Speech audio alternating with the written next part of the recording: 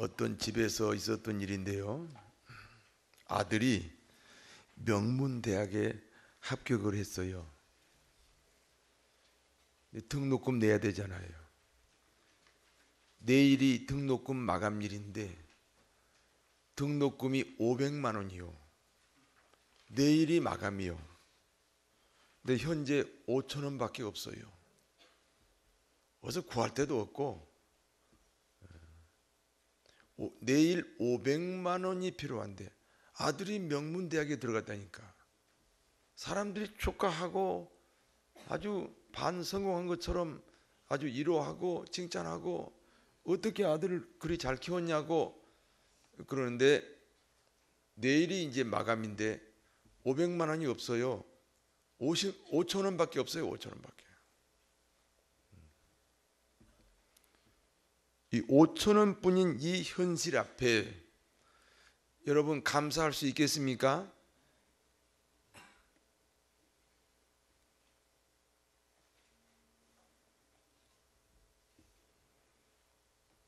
그러면 500만 원 필요한데 1000만 원이 들어오면 감사하겠습니까? 500만 원이 필요한데 5천 원밖에 없어요. 그 현실 앞에 감사해야 됩니다.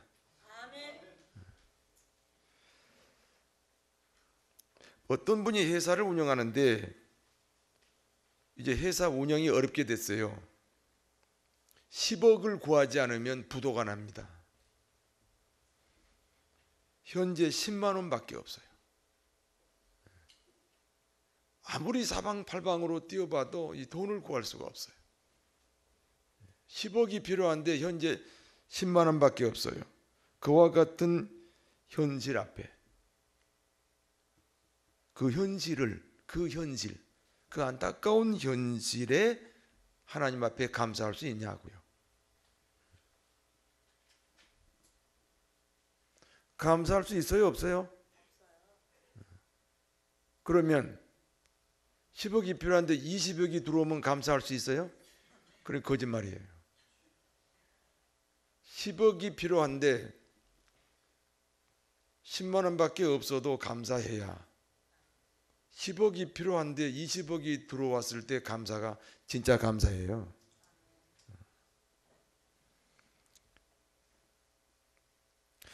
예수님은 배고픈 5천 명의 무리를 먹이고 싶었어요.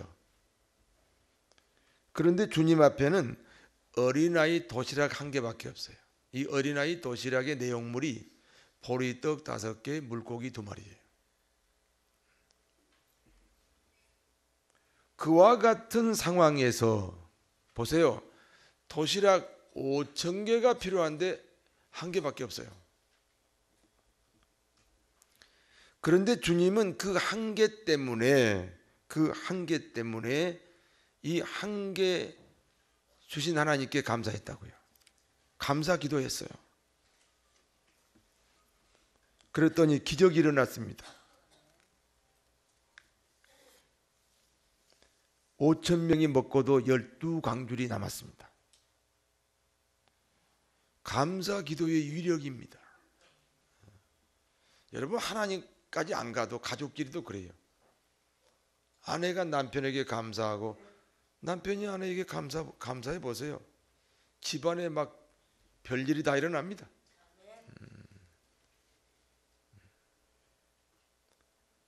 감사 기도의 위력입니다. 기적의 현장에 있던 사람들이 한번 생각해봐요. 여러분이 그 현장에 있다고 생각해 보세요. 우리가 조금 전에 봤거든요. 도시락 1개밖에 없는 걸 봤거든요. 그런데 이게 5천 명이 먹고도 12광줄이 남았다니까요. 그 현장에 있던 사람들이 주님을 임금 삼으려고 했다 그랬어요. 주님을 임금 삼으려고 했다는 말은 자기들은 뭐가 되겠다? 신하가 되겠다. 여러분, 임금과 신하의 관계가 뭐예요? 목숨을 바치는 거잖아요. 목숨을 내놓아야 신하가 되고 목숨을 내놓겠다는 그분이 임금이 되는 거잖아요. 그런데 예수님은 저들의 충성을 거절하셨어요.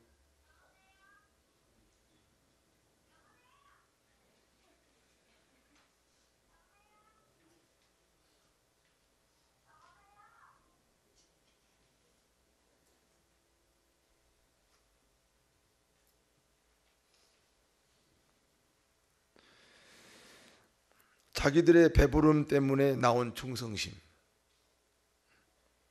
자기들의 이익 때문에 주님을 사랑하는 그 사랑을 주님이 거절했습니다. 여러분, 남녀 간의 이 만남이라는 것이 처음에는 다 자기 이익 때문일 수 있지요. 이야,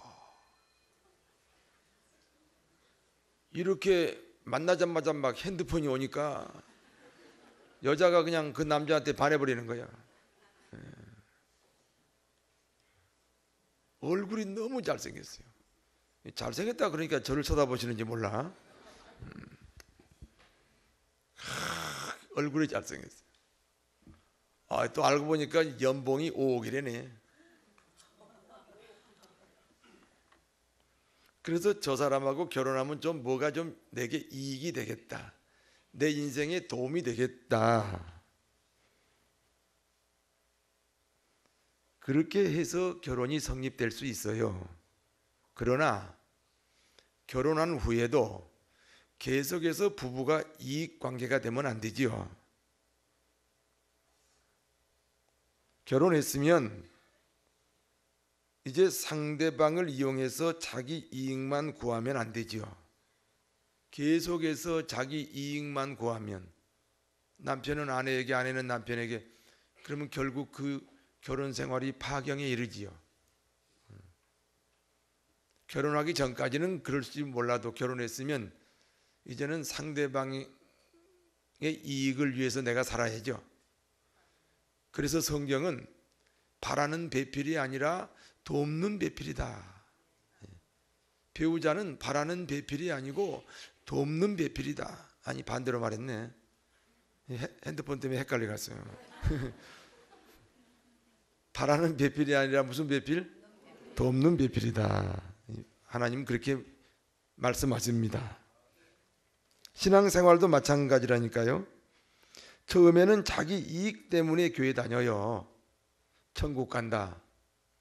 천국 안 가면 지옥 가잖아요. 천국 간다, 건강해진다, 복을 받는다, 소원이 이루어진다, 부자 된다, 주님이 나를 사랑한다, 사랑받고 싶다.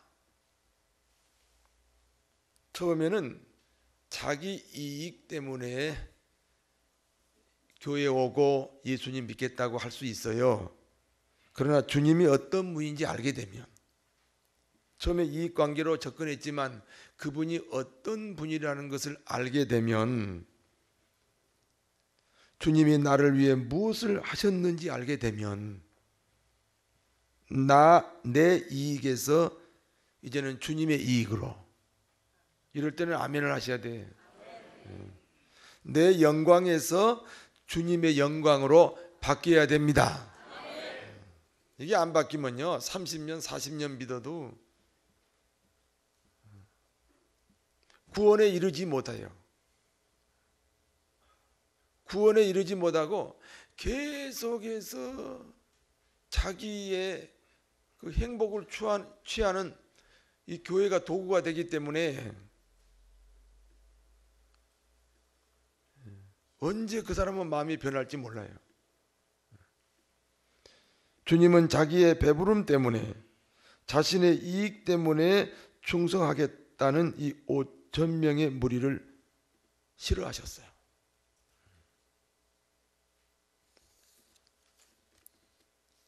오늘날도 이 5천 명 무리의 교회들이 있습니다. 그런 목회를 추구하는 목회자도 있고요. 그런 유형의 교회들이 한국에 너무 많습니다.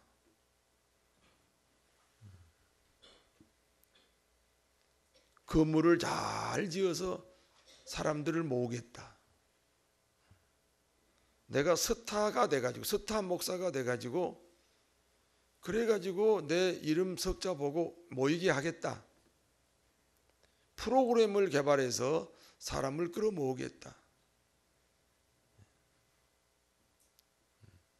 어떤 이익을 주면서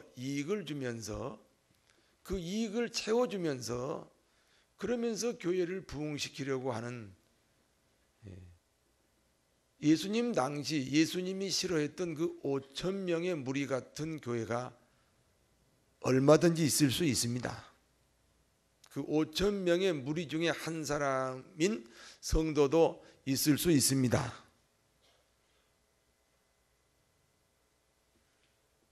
아니 나는 다녀봤더니 그 교회가 나하고 안 맞아. 목사님이 내 철학하고 달라. 철학. 철학은 별거 아니에요. 철학은요, 어떤 철학자가 산에 들어가서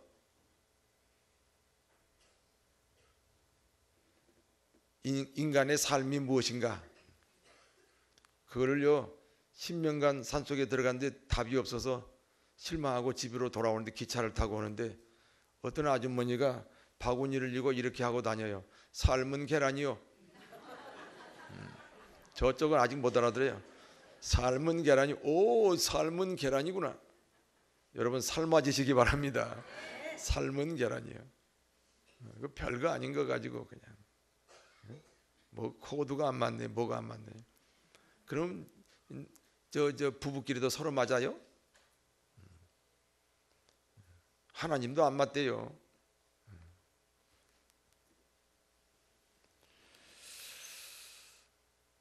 이 5천 명의 무리 중에 한 사람이 되지 않게 되기를 진심으로 바랍니다.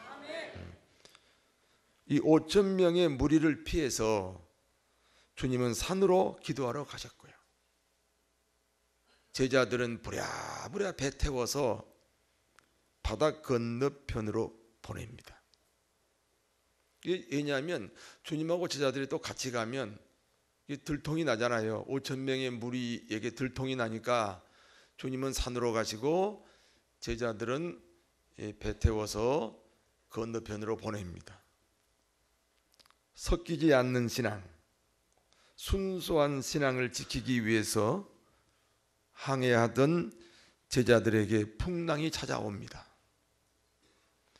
신앙생활 제대로 하려다 보니까 풍랑이 올 수 있습니다.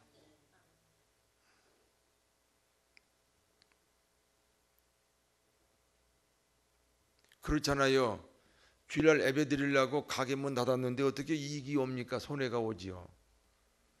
이익이 오니까 문 닫아라. 그 다음날 매출을 배상으로 올려줄 것이다. 이렇게 교육받으면 안 돼요. 아니 가게 문 닫았으니까 손해가 나겠지요. 그래도 순수 신앙을 지켜야 되니까 문 닫아야지요. 믿습니까? 신앙생활 제대로 하려다 이 만난 풍랑은 두려워할 필요가 없어요. 예수 잘 믿는데 찾아오는 고난은요 두려워할 필요가 없어요. 깨끗한 신앙, 순수한 신앙을 가진 제자들을 주님은 절대로 외면하지 않기 때문입니다. 하나님은 세상을 창조할 때 사람이 물 위로 걸어가도록 창조했어요. 물 위로 걸어가면 빠지도록 만들었어요. 그렇지, 물 위로 걸어가면 빠지게 만들었죠. 예수님은 이 땅에 인간으로 오셔서 하나님의 질서를 가능하면 지키시는 분이죠. 그러나 주님은 이 창조의 질서를 무시하고 풍랑을 만난 제자들을 구하기 위해서 물 위로 걸어갔다 그랬어요. 초월적 사랑입니다. 순수한 신앙을 지키세요. 깨끗한 믿음을 가지세요. 하나님이 초월적 신앙을 베풀어 주실 줄로 믿습니다. 그리고 주님이 오셔서 풍랑을 잔잔하게 하셨습니다. 풍랑을 잔잔하게 하신 주님은 제자들과 함께 가버나움으로 들어가셨습니다. 그런데 그곳까지 5천 명의 무리들이 찾아온 거예요. 한번 찾아보세요.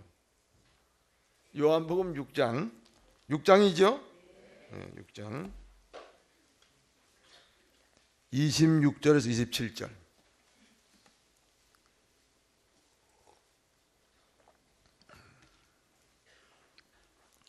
요한복음 6장 26절에서부터 27절까지 같이 읽습니다.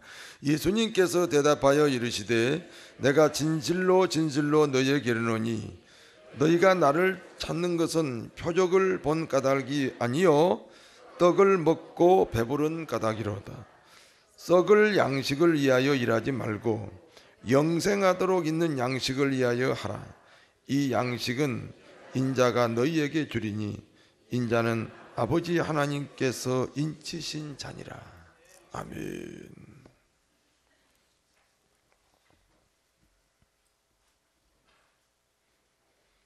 나를 찾는 것은 세상 축복 때문에 찾아왔구나.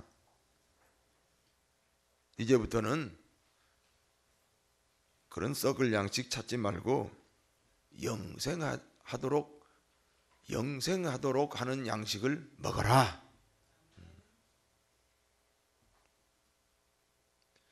어느 날 예수님이 제자들에게 그랬어요. 내가 이제 십자가 질 거야. 내가 이제 십자가를 질 거라고. 지금 주님이 전화 왔으니까 받으세요.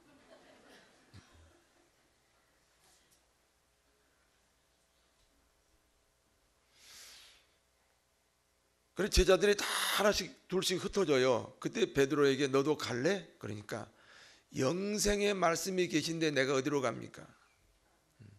금포교회를 못 떠난 이유가 뭐예요? 이 금포교회에 뭐가 있어요? 영생의 말씀이 아니고 영생의 말씀이 계셔요. 믿습니까? 썩을 양식을 찾지 말고 영생하는 양식을 구하라. 이스라엘 백성들은 40년 동안 광야에서 살았지요. 가나안 땅에 들어오기 전에 40년 살았지요. 거긴 물도 없고요, 풀도 없고요, 흙도 없고요, 나무도 없고 산도 없고 낮에는 40도가 넘고 밤에는 영하로 내려가요. 사람이건 짐승이건 식물이건 살아갈 수 있는 조건이 아니에요. 그래서 어쩔 수 없이 하나님이 새벽마다 하늘에서 만나를 내려보냈어요. 그 만나가 안 내렸으면 이스라엘 백성이 다 죽었을 거예요. 그러니까 이 만나가 얼마나 귀합니까?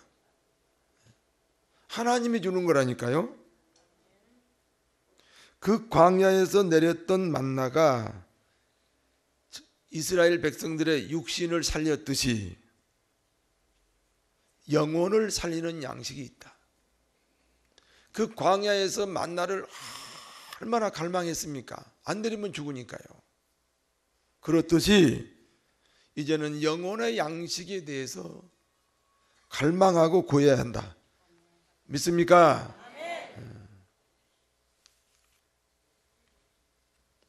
그 양식이 예수 그리스도입니다. 한번 35절 다시 읽어봅시다. 요한복음 6장. 또 누가 핸드폰 올지 모르니까 그냥 읽읍시다. 네. 6장 35절 같이 읽어요.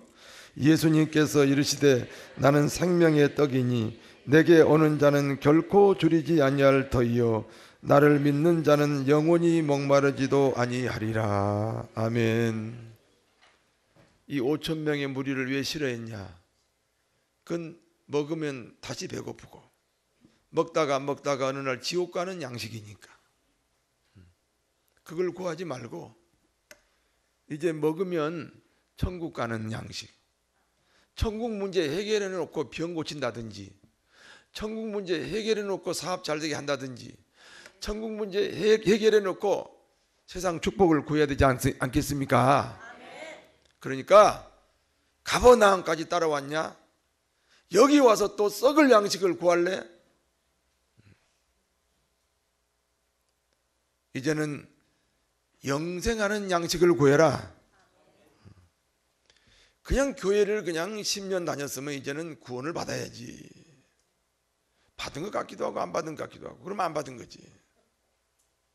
여러분 대답해 보세요. 나는 선하지도 않고 악하지도 않다. 선한 거야 악한 거요? 나는 천국은 자신 없다. 그렇다고 지옥도 안 갈 거다.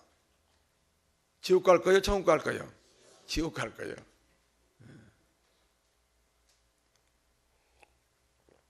도덕적 그런 구원 말고요. 자기 변화가 없는데 무슨 도덕적 구원. 도덕이나 윤리를 강화시키려 교회 다니는 사람 있잖아요. 자기 선한 쪽을 계속 개발하기 위해서 교회에 오는 사람이 있어요. 그건 자기 개발하러 오는 거지.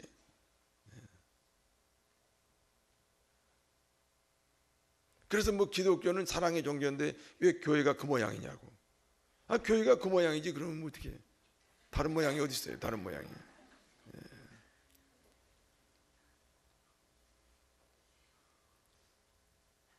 하나님의 소원이 뭡니까? 하나님의 소원이 예수 그리스도를 떡으로 먹는 거예요. 쉽게 말하면 구원받는 거예요. 여러분 베스트 작성하세요. 안 되면 저 북한에 누구라도 쓰라고 그랬어요. 김정이라도 써요. 그 사람 구원시키면 뭐 대단한 거죠. 당군 할아버지보다 더 대단한 사람이에요. 나를 먼저 구원하신 이유가 뭐예요? 나를 통해서 또 다른 사람을 구원하라는 하나님의 사명인 줄로 믿습니다. 예수님이 자신을 생명의 떡이라고 하니까 유대인들이 수군거렸다 그랬어요. 그렇지요. 복음이 없는 사람은요, 복음을 얘기하면 수군거려요. 제가 설교할 때 수군거리는 사람도 있지요. 수군거리다가 떠나요. 그 사람은요. 제가 지금 설교하는데 끝나고 수군거릴 거요? 안 수군거릴 거요? 그냥 점심이나 드세요.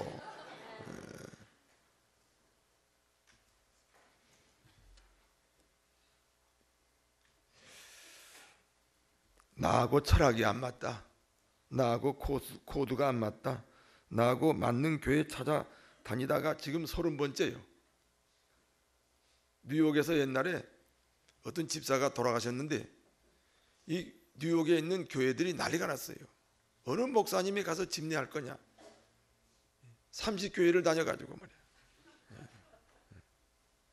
내가 실제로 부흥회 갔을 때 그런 일이 있었어요.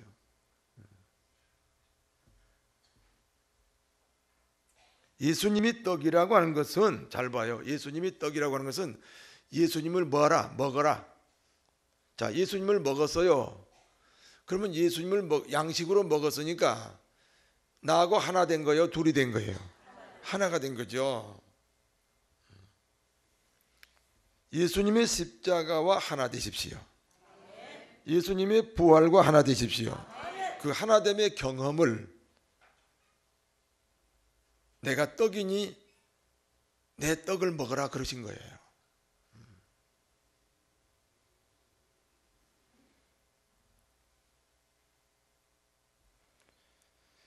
예수님을 떡으로 먹는 것, 십자가와 하나 되는 거예요. 봐요. 내가 죄 지었으면 누가 죽어야 돼요? 내가 죽어야 돼. 그런데 예수님이 죽었어요. 여러분, 안 믿는 사람들이요, 굉장히 우리를 비판합니다. 저 예수 믿는 사람들은 양심이 없다. 왜? 지가 죄 지었으면 지가 벌 받아야 돼야지. 왜 예수님보다 받으라고 그러냐고. 그렇잖아요. 그런데 우리가 받을 수 있는 벌이 아니잖아요. 죄의 값이 뭐예요? 사망이니까 예수님이 와셔서 죽으신 것은 바로 내 몸입니다. 내 몸. 그래서 예수님이 죽은 것은 누가 죽은 거예요? 내가 죽은 거예요. 죽었습니까? 도덕적인 윤리적인 죽음이 아니고 사실적인 죽음이에요. 역사적인 죽음이에요. 실제로 그분의 죽음이 나의 죽음. 그러려면 그분이 내 안으로 오셔야 돼요. 내가 그분을 떡으로 먹어야 돼요. 그래서 그분이 죽으신 것이 나의 죽음이 되었어요. 그래서 죄값이 치러진 줄로 믿습니다. 이제 죄가 없으니까 하나님이 예수님을 3일 만에 살렸잖아요. 예수님이 다시 살아나셨어요. 그 부활이 나의 영생이다. 거듭납니다. 십자가가 부활이 내 것이 되는 거예요. 십자가 부활이 내 것이 되게 하기 위해서 예수님이 떡으로 오셨다. 이 떡을 먹어라.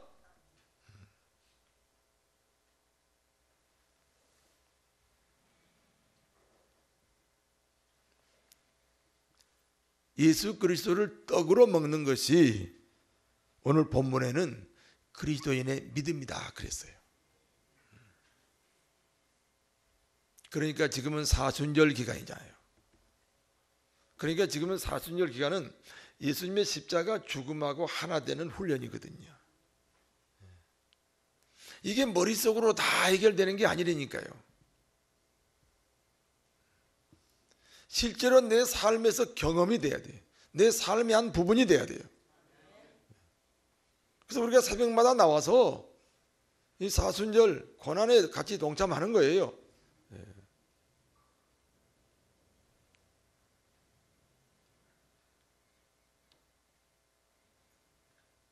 오늘 본문이 주는 교훈입니다. 첫 번째, 떡은 사람이 먹는 음식입니다.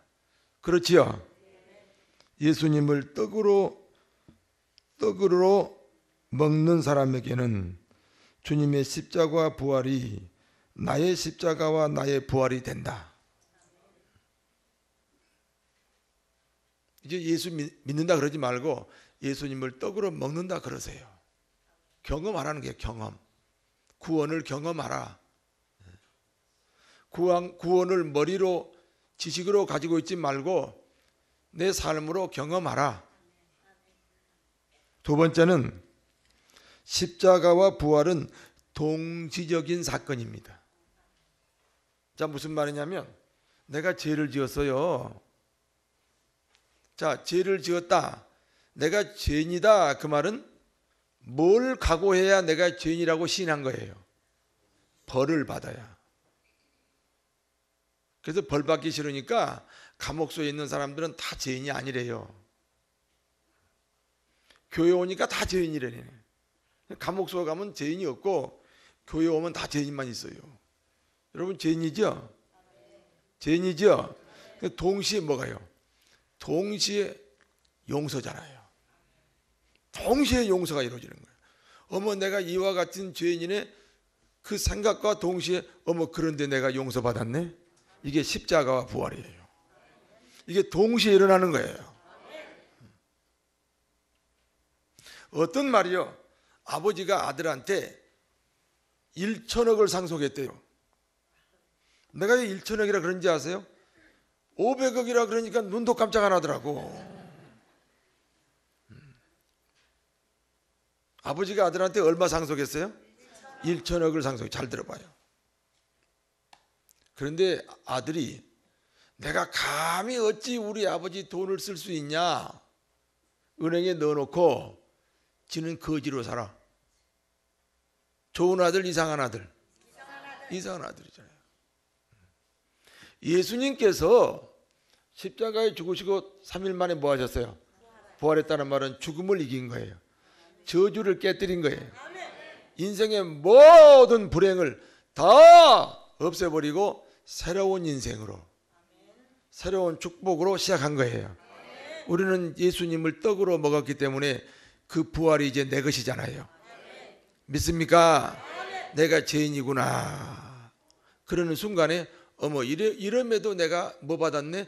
용서받았네. 그럴 때 죄의 용서를 깨달을 때 그 죄를 반복하지 않는 거예요. 용서를 못 깨달으니까 그 죄를 또 짓고 또 짓고 하는 거예요.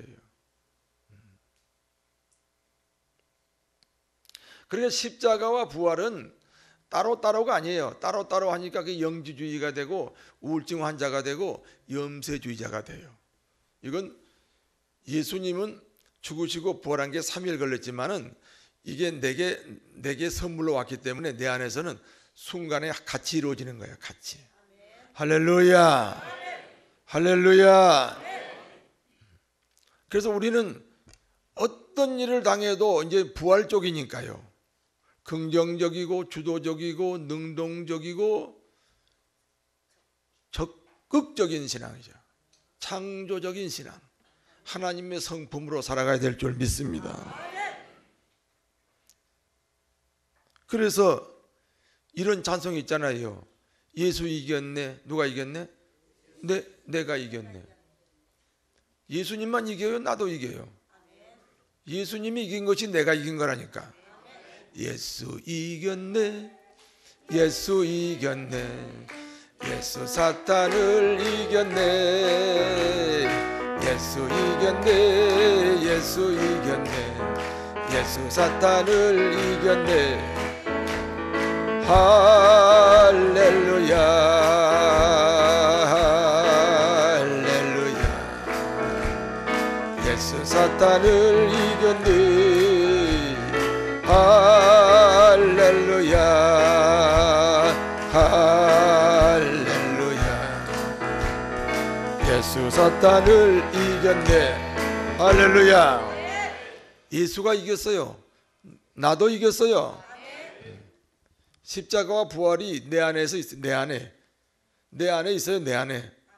그래서 그런데 문제는 부활만 생각하고 십자가를 생각 안 하는 가짜 부활. 십자가와 부활. 죽고 다시 사는 것. 주님께서 우리에게 우리가 할 수 없는 일이니까 자기가 이 땅에 와서 죽으시고 부활하시고 우리에게 그것을 선물로 주셨어요. 내 안에서는 죽음이 이루어졌고 그래서 죄값이 치러지고 부활이 내 안에서 이루어짐으로 내가 영생을 얻게 된 줄 믿습니다. 믿습니다. 그러므로 예수 승리가 신자의 승리다. 이 믿음으로 부활절까지 이 믿음이 경험되시기를 진심으로 축원합니다. 주님과 하나됨이 신앙이에요. 주님이 하나됨이 신앙이고 그 신앙생활의 모든 근거가 예수님이에요. 부활과 십자가 부활. 주님이 떡이 되셔서 여러분이 그것을 양식으로 먹는 믿음의 사람들이 되시기를 다 축원합니다. 기도하겠습니다.